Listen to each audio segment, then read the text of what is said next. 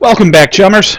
We are back with Shadowrun Returns, and we are going to continue on with my Let's Play.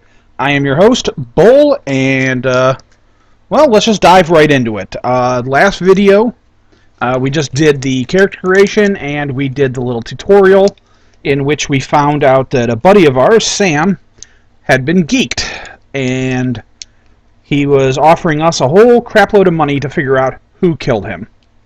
So we are now going to a place in the Seattle Barrens called Organ Grinders. Organ Grinders is a legal chop shop for body parts.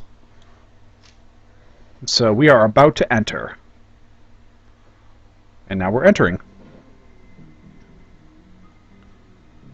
Alright. So here's, we're in this morgue.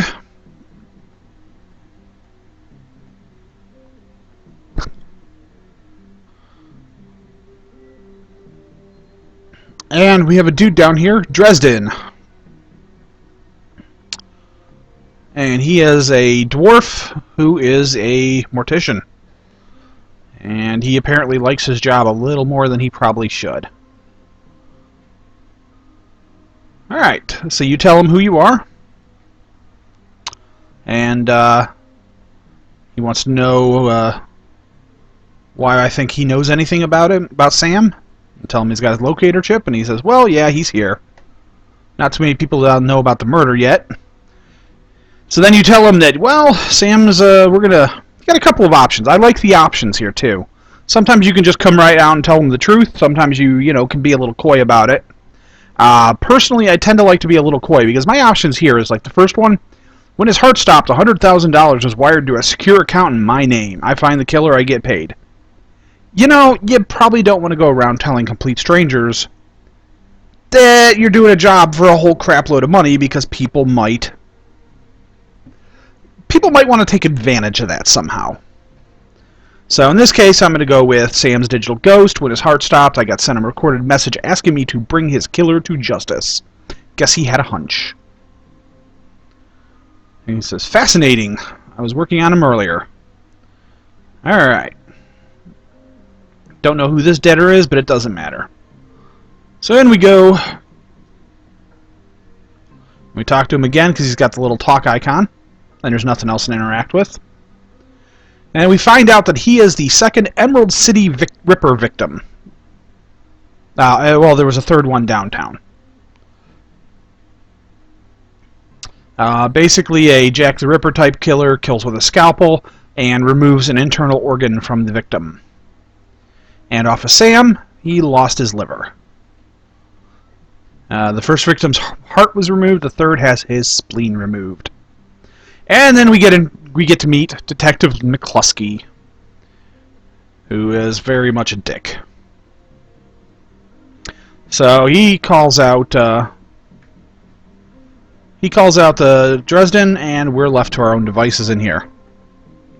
And as you can see, we got a couple of things popping up that we can interact with. The body, for one. And when we do this, there's a whole bunch of items, so let's check out. Got a business card for some place called the Seamstress Union. There's a cred stick, which we're going to swipe, and that'll give me 300 new yen. New yen, of course, being the money of choice for this game. There's a purple shirt that he was wearing. Several buttons are missing. The blood is soaked through it. The bag sloshes a bit in your hand. That is lovely. And then there's a note. Sam, I feel terrible that we are ARC. Blah, blah, blah. We have been blah, long, blah, to say I'm sorry, blah. See you there. Love, Jessica. So I wonder who Jessica is. And then we've done everything we can with the body. Well, not everything. But everything that's legal in most states. And there is a little icon over here that says we can pick something up. We just snagged ourselves a basic med kit. Actually, let's go ahead and open up our window here and take a look at our character sheet. There are several windows. The bottom four icons here, you click on those and it brings up your different option windows. The first one gives you your basic information, tells you what quests you're on, gives you some basic background information, and shows you any mission items you've picked up. So far I have not picked up any mission items because I just started. You have your character sheet, shows you your portrait, shows you your current stats and stuff like Essence 5, Magic 0, Action Pool 2, Hit Points 50, Armor 1, shows my current skills. Next one is your inventory. You can look at your character here a little bit. There's a nice 3D view of him. And we've got, he's currently wearing secure Decker clothing, which gives him an armor value of 1. And I have, I have a Dockwagon Platinum Trauma Kit and a basic med kit. And the Platinum Trauma Kit is an item I actually start. I believe every character I make for this game will start with one of those, and that is because I was a Kickstarter backer. And the Kickstarter backers get kind of shiny stuff. Nothing huge. It'll let me bring back a teammate with 100% health. And they sell the various trauma kits in the game anyway, so not a huge, advantage. It's not like they're giving me a gun that does massive amounts of damage or anything like that, so, don't feel like you missed out if you didn't get the Kickstarter rewards. At least not for this. There's some other cool stuff for the Kickstarter. There was some very neat stuff. I can't wait. I do get a real-life Dockwagon card with my picture on it. And I will get a USB dog that looks like a dog tag. So that's pretty neat. And then you can see what cyberware you have equipped. Currently, the only thing I've got is a data jack. And there's slots for you to put other cyberware, and I don't have any yet. And then the final one is lets you restart the level, load game, exit to main menu, and then you've also got your options for graphics, sound, etc. You can change the textures a little bit. So if the game is running a little slow on your system, if you've got a really, really old system, you can change that down. You can change your screen resolution. You can go to full screen or not. Change the volumes. You can change how fast the text shows up. Stuff like that. So, and then there's a list. We'll show you all the basics of the game. So if you have any questions about what anything does or how to use it, you can pull that up and you can get your little tutorial stuff. So we're going to close out by hitting the little power button again. And we're going to come in and see what's going on here. Alright, well, like I said, generally speaking, when you go in someplace and a little icon pops up like that, that's the next thing you got to do, or you can't really advance the game or the storyline. So, there is a homicide detective who is an orc. He is an orc in bad need of dental. Those are some nasty tusks. Generally speaking, Shadowrun tusks don't look like that, so I will make that note. Oh, you know what? I mentioned in my last video that I'm a huge, long-time Shadowrun fan. And I do love everything Shadowrun, just about. I even don't hate the crappy first-person shooter they did for that Microsoft did for the Xbox. It was not a very good Shadowrun game, I will say that, but it was kind of a neat little game, and it had some interesting ideas behind it. So I don't even entirely hate that. I mean, anything that's got the word Shadowrun on it, that is getting the word out there, I think it's one of those there's no such thing as bad press type of concepts, which isn't entirely true, but whatever. So anyways, being a huge Shadowrun fan, like I said, I do love this game, but I will point out for the tabletop fans the occasions when things are a little weird or wonky. And like I said, in this case, the tusks are a little weird because orc tusks are generally more just, a couple of tusks jutting up from the bottom mouth, not the weird-ass teeth just going every which direction. So that's an odd one that was an odd one, but it's an artistic style. The game does have a relatively unique artistic style for character design, so I can roll with it. Doesn't bother me that much. Just something I figured I'd mention. So McCluskey's kind of a jerk. He's trying to make an open and shut case so that he can make detective or sergeant or captain or something, and he doesn't really give a crap about the case. He just wants it closed. So if the Dresden could give him any information to point a finger at anybody that he could arrest, he wants it. So, and then he looks at you and says, "Who are you?" And I'm just going to say I'm the nobody who didn't hear nothing, because it's a cop. You don't want to fuck with the cops. Cops are kind of a pain in the butt. Alright. Then we can talk. We can talk to Dresden again. Be a smartass. Alright, you can find out a little bit more information about McCluskey. Find out that he's a little bit dirty, a little bit on the take. You find out that Sam's mom committed suicide about a year ago. You find out that Dresden's name is on the official coroner's report, but he had some doubts, but McCluskey basically said drop it, so he did. Who still uses scalpels? Because that's a key that the organs were all removed with scalpels, which is unusual because nobody uses scalpels anymore. You find out that the Seamstress Union is a club in the Barrens that attracts lowlifes. You'd probably like it. And he wants to know more about Sam. And Dresden says, hey, why don't you go poke around those body lockers in the back and see if you find anything useful.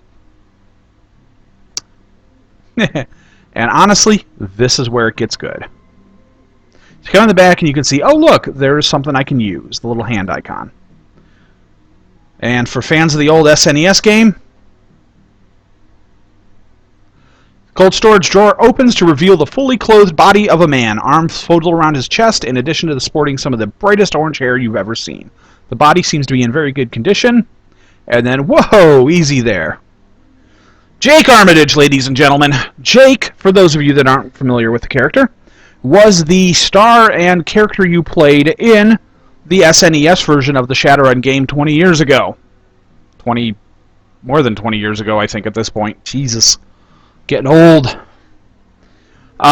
Jake is awesome. And in the original SNES game, of course, Jake opens the game up by waking up in a morgue after being shot. He was shot, and everybody kind of saw it. They just didn't really do a very good scan of him. Said, oh, look, he was shot, so he must be dead. Threw him in the morgue. And he gets up. Says, I told John to wake me at 6 in the morning. Is it 6 yet? Doesn't feel like 6. You were sleeping in a freezer for dead people. Don't tell me you haven't considered it. Cheaper than a coffin hotel, and the service is just as good. Well, so much for a good night's sleep. On the plus side, I noticed you haven't killed me yet, so that's good. If you aren't here after me, what's your story? I'll ask the questions. What the hell were you doing in a morgue drawer? Well, playing dead mostly. A bunch of gangers out there want my head, and I'd rather keep it. Figured I'd lay low, give them some time to cool down. He wants to know if I'm cool. Dresden says, yeah, he's on the level, working for Sam. He says, I'm still waiting for the end of your story. Fair enough. You tell him that he met Sam. He tells you he met Sam. He knows Sam. He used to hang out with him at the Seamstresses Union. That he threw Sam out of the club because Sam was getting a little out of hand because he gets drunk a lot. And that's about it.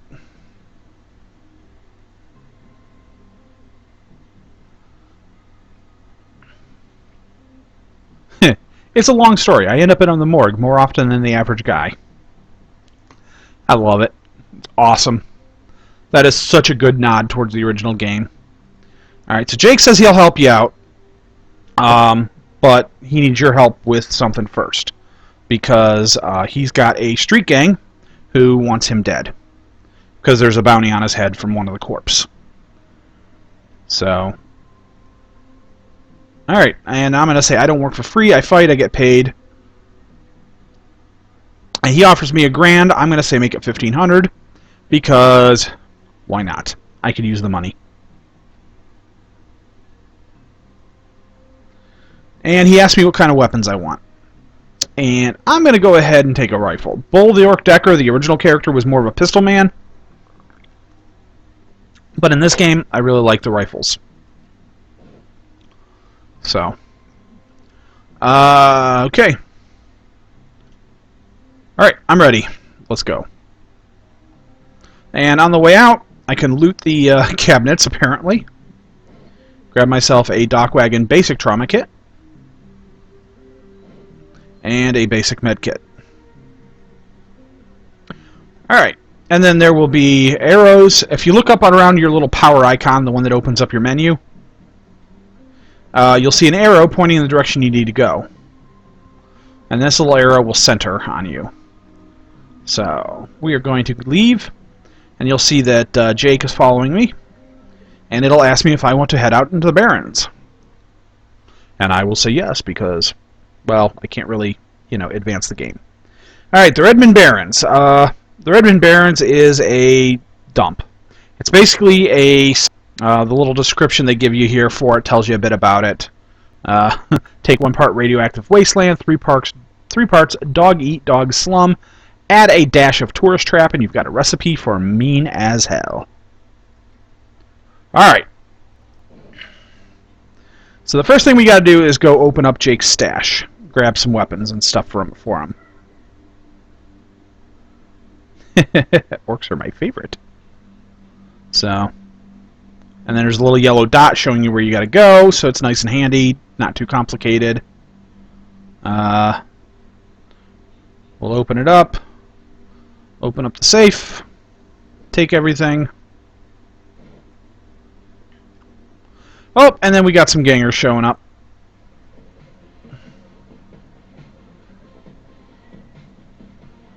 Alright, so take a quick look.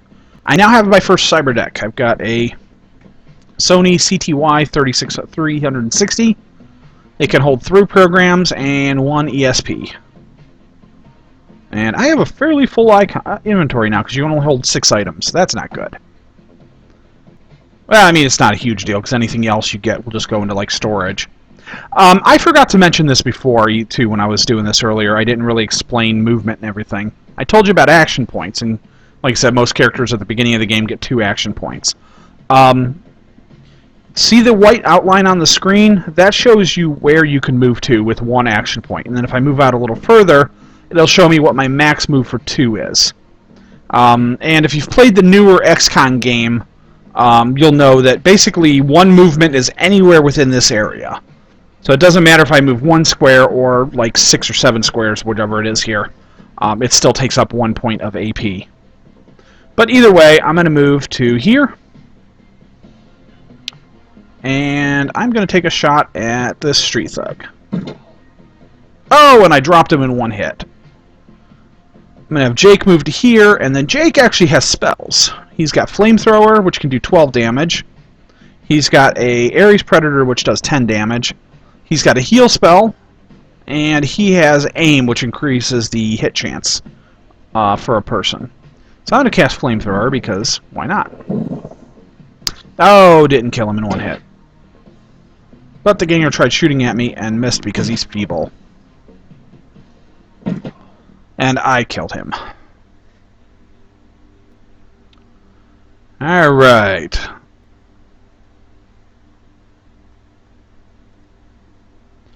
Alright, let's head back out into the city.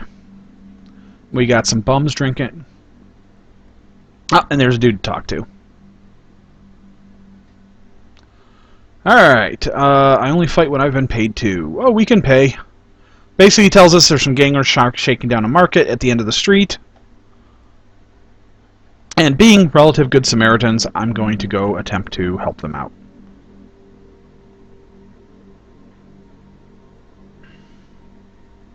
So we got a ganger here saying just pay up. And we got this guy saying we barely have everything. And he says, I don't care. So, let's talk to the head thug. Nice. I'm wondering if this is somebody's character portrait as well, because it looks like a person. I don't know. Well, I can... Alright. Oh, the other thing is I had one of these earlier and I forgot to mention it. You'll notice down below there's a couple of options that are currently grayed out. Or, well, they're dimmed. The reason for that is there are certain skills or attributes or whatever that if you have them high enough, they will give you additional options. So, like, if my strength is high enough, I could attempt to intimidate him. It's not. Etiquette was high enough, I could attempt to get him to leave. Since I don't have either of those high enough, I can't do anything. So, I could try to pay this guy's protection dues for this month. Or I can taunt him. So I'm going to say, bet your mom's real proud of you now. Why don't you mind your own business? And I'm going to say I'm sick of gutter punks like you because I'm a nice guy. Ooh, and he's going to smack me one. And she's a mage, so she cast a spell.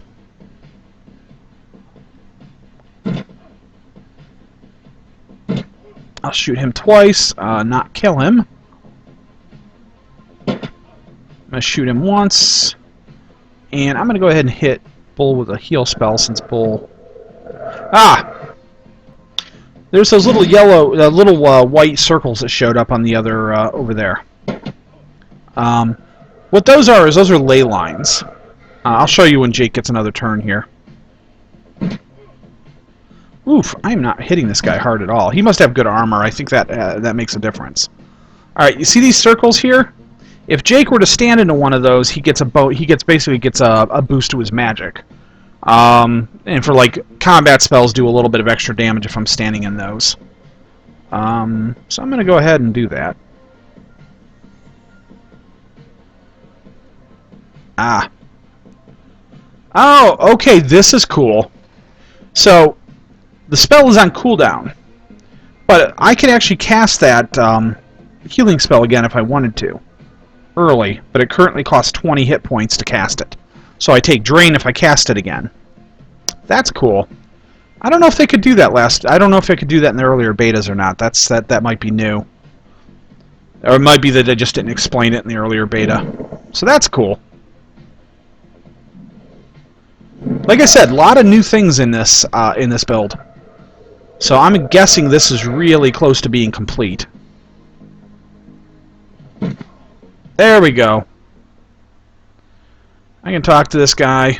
I get a point of karma. He's offering me some new yen. Yeah, I'm going to let him keep it. Again, Bull's a nice guy.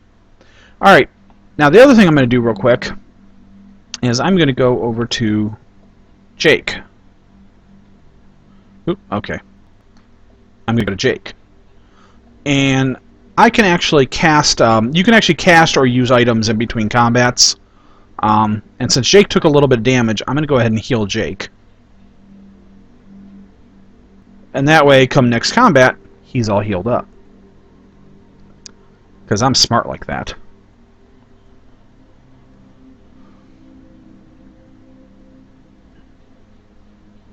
Alright, we're going to talk to Sarah real quick. She tells me not to go that way because there's some gangs, and I say thanks for the heads up. She'll give you some more information, but the long and short of it is the Halloweeners are down here. Halloweeners are a major Shadowrun street gang that are basically have like a Halloween theme, as you can see down here. Pumpkins, lots of orange. They're a little bit crazy. They like causing problems and mayhem. There we go. Got to get in close enough. Hey, asswipes, take another step, and you're going to die. Alright. Alright, and he sees I'm with Jake, so he's like, oh, well, you know, if you're with Jake...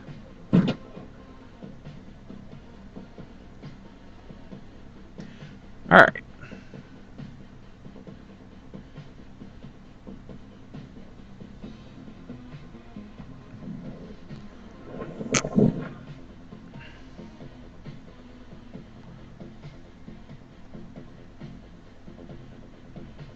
Alright, we'll get down into cover. Oh, we got a mage. Oh, and another ganger down here. So there's three gangers total, it looks like at the moment. Oh, he's firing a shotgun at me. That's not bright. There we go. Took him down.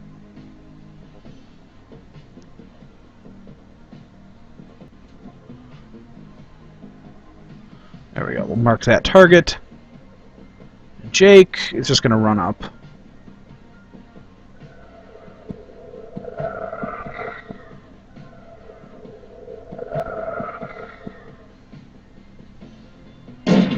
Oh! I've been shot!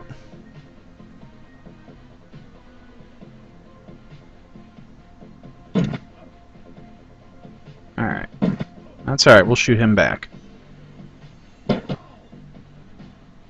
And we will kill him.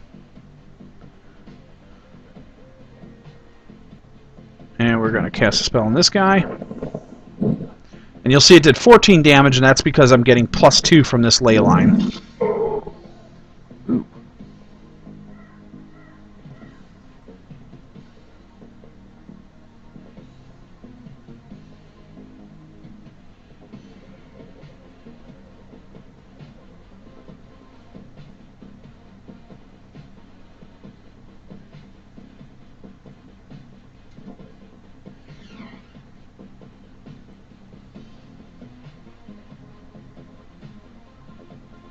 Alright, I'm going to heal Jake, because he's taking a little bit of damage.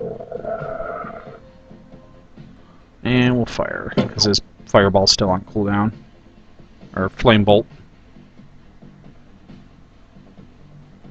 And that was weird, he just sort of ran around.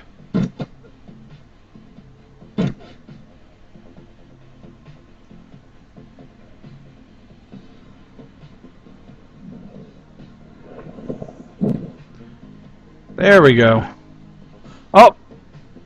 And now we've got John Paul, the leader of the this little group of dudes. We're going to cast Aim on Bull. Because John Paul's got a melee weapon, so he's just going to run towards me. And we're also going to do this. That ought to make him nice and easy to hit.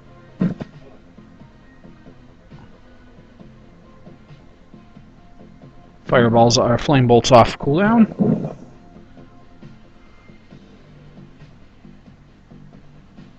Come on. There we go. Oh, okay. Again, the trolls got the weird-ass teeth. Trolls also don't normally have these horns up top.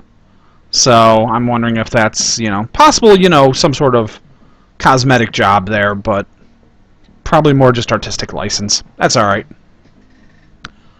Alright, what do I think, Jake? He's already at shoot on sight with these guys. Killing John Paul means one less wiener to shoot at me. So yeah. We have the chance to spare him, but no. There we go.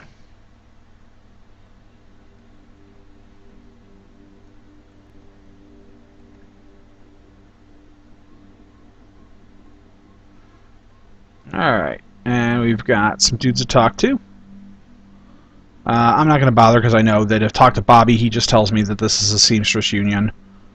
We are going to talk to Dan the Donut Man. We'll buy some jelly donuts and soy calf. You can ask him if he's seen anything, but he hasn't. We can go talk to Sally. She's a dwarf merchant. She's seen the alley across the street, which is where the murder happened, although I haven't been down there to find that out yet. I'm cheating a little. Normally I would go down, check things out, and then come up and talk to her, but since you can actually talk to her ahead of time. Alright, she didn't really see much, just know that the lights blew out and that she heard screaming.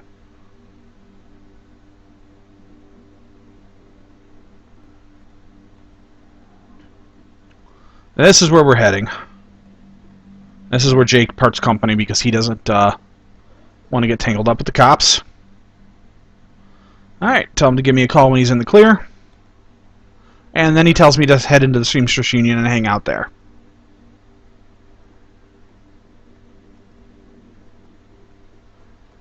Alright, so there is a dude named William. He is a homeless man. And he says he's got rights, but the cops are being kind of dicks because that's his alley, and he just wants his blankets and stuff. And then I look at them. Okay, now I actually have a whole bunch of options here. I can't use the security etiquette. I can try to bribe him. I can try to lie to him. I can tell him that the coroner sent me. Most of these will work, but since I bought the donut and soy calf, I'm going to be nice to the cop. And,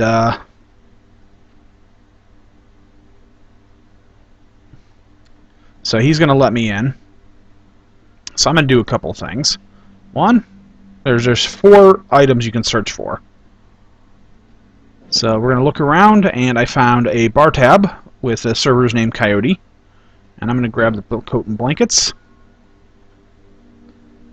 And there's some shards of glass. You find a small piece of glass which looks like the bottom of a test tube. I think that's a clue. The lights have all been imploded as if some force shattered them at the same time. And then there's there's two distinct sets of footprints: a human's ending at the chalk line, and a larger that looks like an orca troll's. All right. Then we can go talk to William, and I'm going to give him his coat and blankets. I asked him if he knows anything. He doesn't. You know, hey, blah, blah, blah. He saw a big, ugly troll in green hospital scrubs snooping around. Bought some donuts and 2 cups of soy caps, so he was probably with somebody. And he had some sort of big cyberware.